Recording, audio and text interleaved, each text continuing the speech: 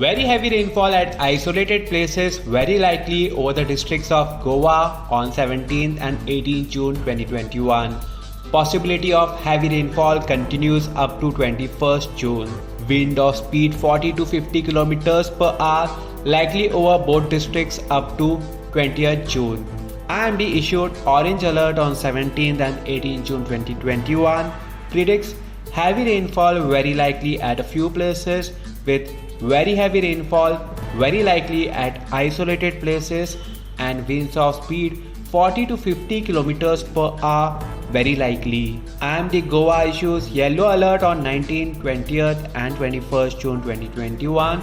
Predicts heavy rainfall very likely at a few places and winds of speed 40 to 50 km per hour very likely. Fishermen are advised not to venture into the sea for the above period.